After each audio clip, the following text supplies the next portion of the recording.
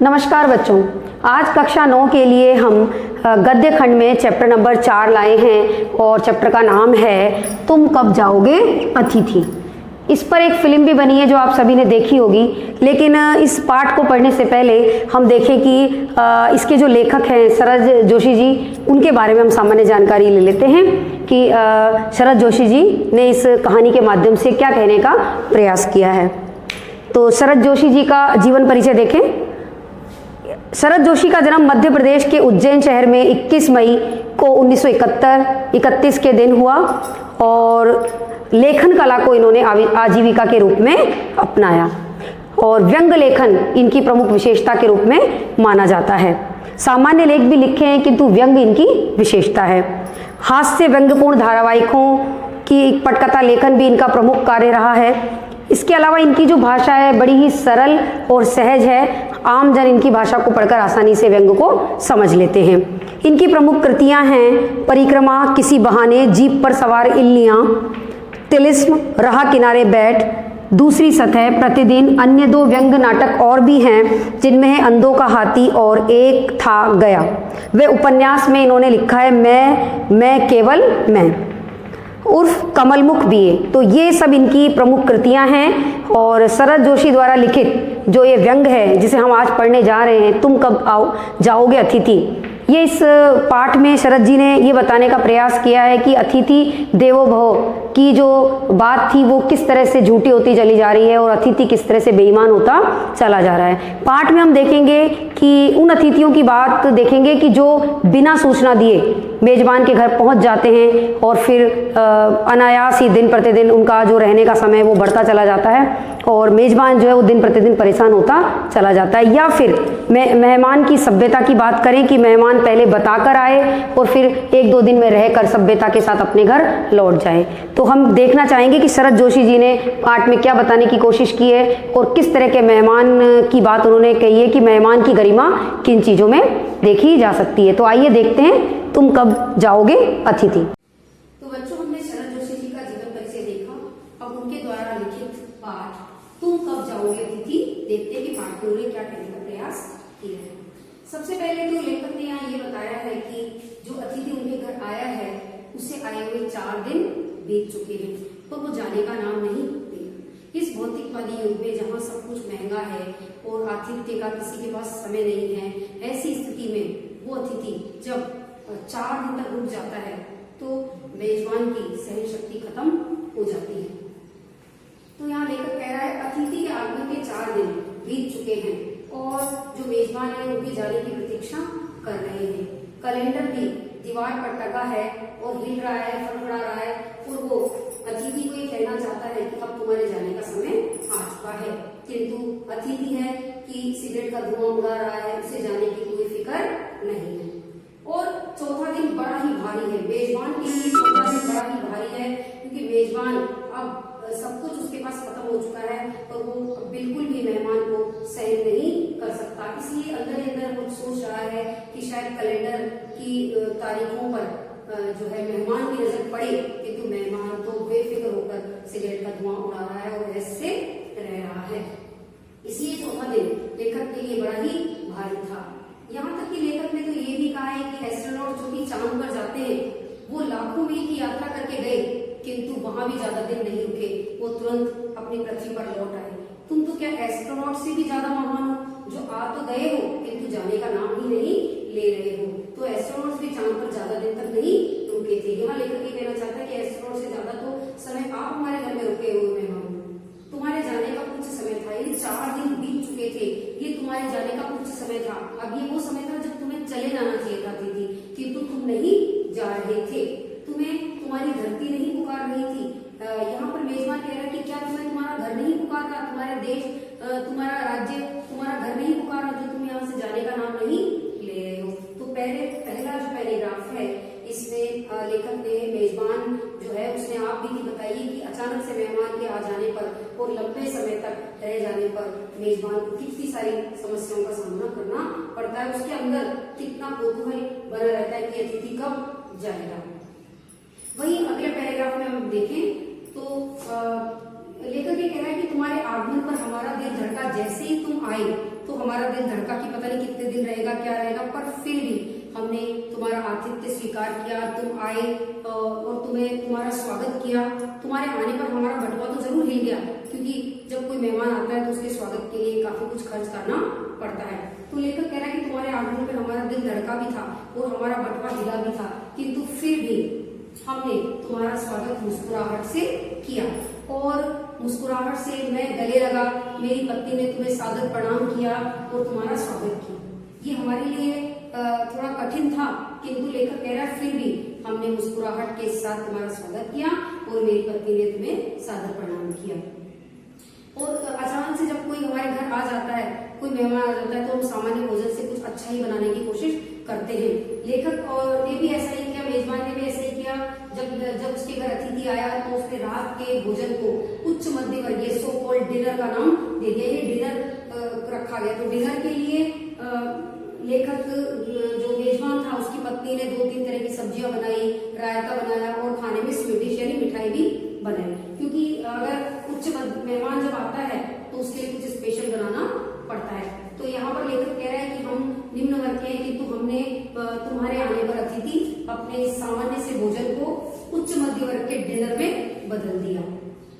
दूसरे दिन हमने इसलिए डिनर में बदला उसको कि भाई मेहमान तो कभी कभी आता है और अतिथि तो देवो भव है, इसलिए जब आया है तो उसके लिए कुछ अच्छा बनाया जाए, क्योंकि हमने ये सोचा था शायद सुबह तुम चले जाओगे, दूसरे दिन तुम चले ही जाओगे, पर ऐसा नहीं हुआ।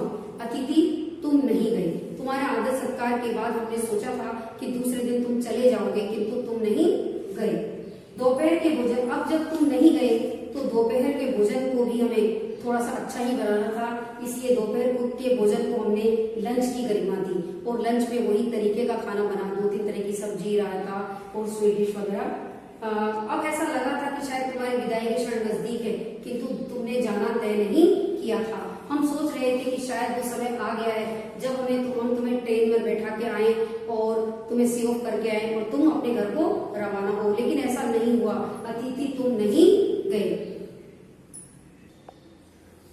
2 दिन बीतने के बाद जब तीसरा दिन आया तो तीसरे दिन तुमने कपड़े धोने के लिए कहा कि मुझे कोई धोबी बता दे।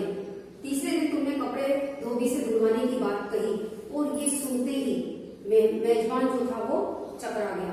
उसे लगा कि ये अभी तो कपड़े ही धुलवा रहा है, इसका मतलब इसका जाने का भी मन नहीं है। ये आघात अप्रत्याशित था, यानी ये जो मेरे दिल को, मेरे मर्म को छू जाने वाला आघात था, ये मेरे लिए अप्रत्याशित था। मैंने ऐसे कभी नहीं सोचा था कि अतिथि अभी और रुकेगा, उसे कपड़े भी धुलवाने हैं। तुम्हारा सामीप्य रबड़ की तरह खींच रहा था।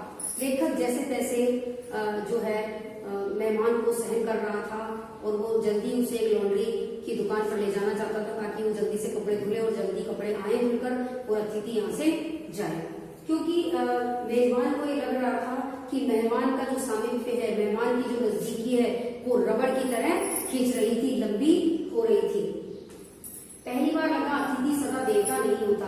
बिल्कुल सही। यहाँ लेखक को, मेजबान को ये लगा कि वास्तव में ये जो कहावत है कि अतिथि देवो भव, ये हमेशा सही नहीं होती है, क्योंकि अतिथि हमेशा ही देवता नहीं होता। संभवतः वो कभी कभी राक्षस भी हो सकता है।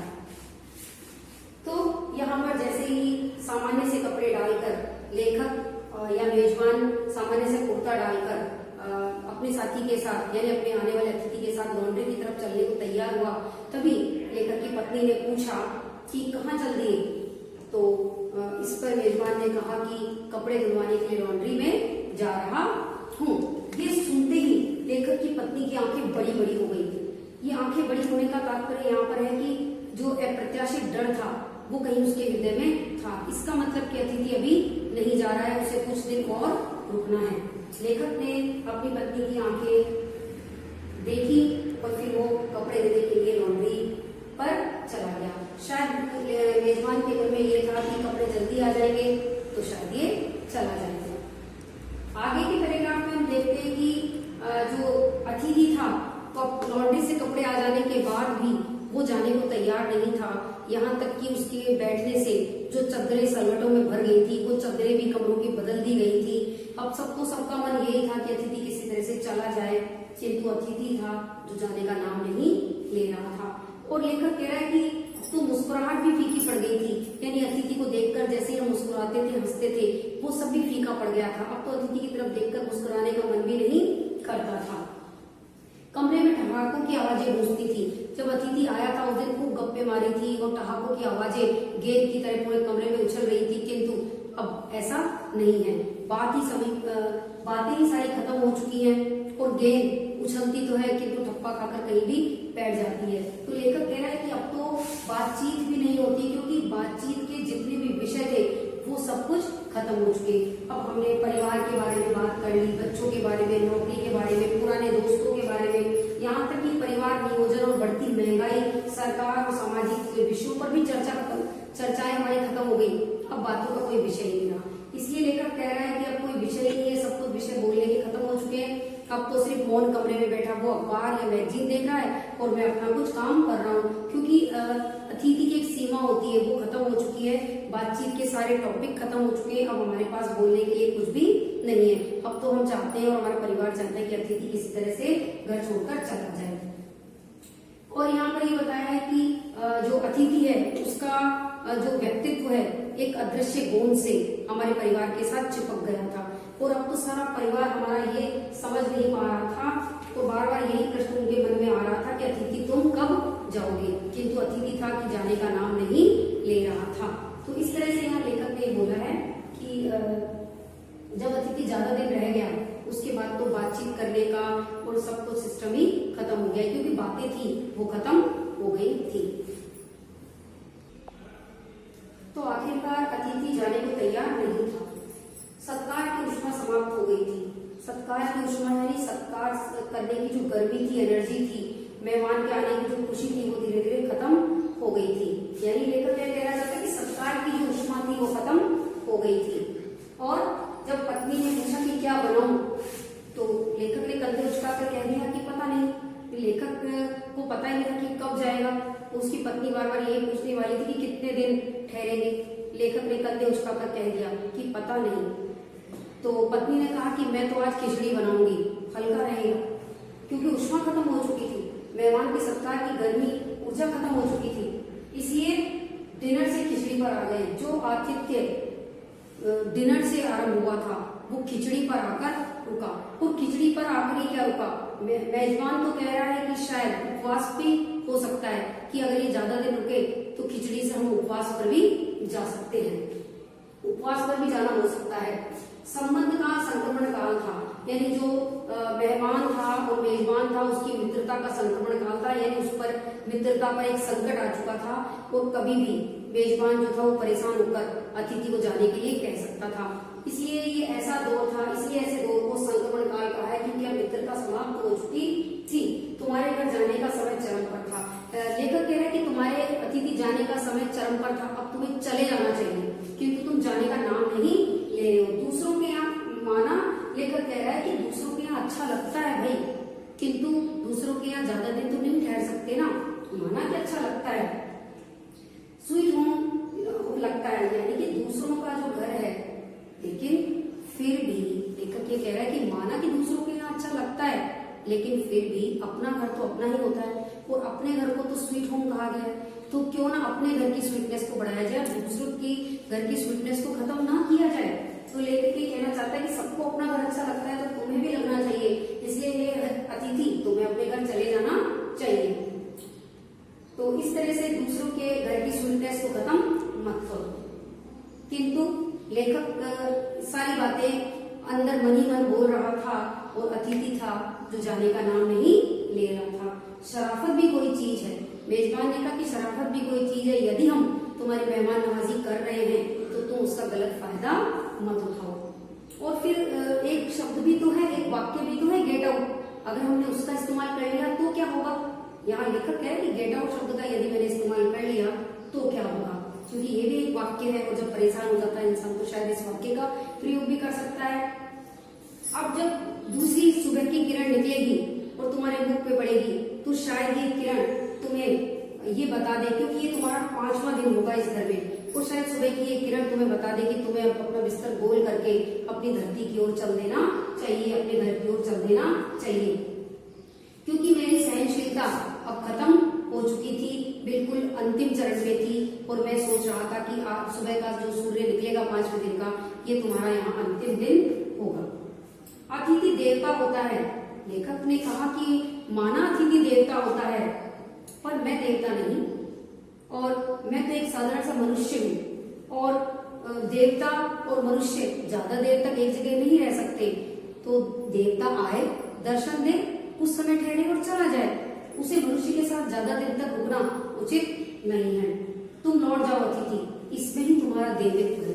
यानी तुम देवता तभी कहलाओगे जब तुम कम समय के लिए आओगे और चले जाओगे, इसीलिए तुम्हारा देवत्व सुरक्षित है, अन्यथा तुम राक्षस बनते चले जाओगे।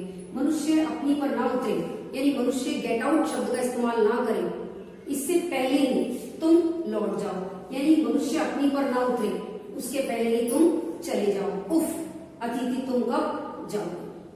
तो बच्चों इस पाठ में हमने देखा कि मेजबान किस तरह से अतिथि के आने पर परेशान होता है, क्योंकि वास्तव में अब वो समय नहीं रहा है जब खेत और खलिहान में लोग काम करते थे और लोगों के लिए अनाजों का ढेर हुआ करता था, सबके पास समय था। अब इस भौतिकवादी युग में जहाँ सब लोग नौकरी पेशा हैं, बड़े बड़े शहरों में रहते हैं, उनके बहुत से खर्चे हैं और उनका जीवन भी बड़ा ही व्यस्त है, किसी के पास किसी के लिए समय नहीं। ऐसी स्थिति में यदि किसी के यहाँ मेहमान आ जाए और लंबे समय तक रुक जाए तो वास्तव में उसके लिए मुसीबत हो सकती है। तो आज के संदर्भ में हम देखें तो अतिथि कभी भी सभी समय में देवता नहीं होता है, कभी कभी वो राक्षस भी बन जाता है। तो अतिथि वही है जो पूर्व में सूचित करके जाए, कुछ समय के लिए ठहरे और वहां से निकल ले, ताकि मेजबान को कोई परेशानी का सामना ना करना पड़े। आज के लिए इतना ही, धन्यवाद।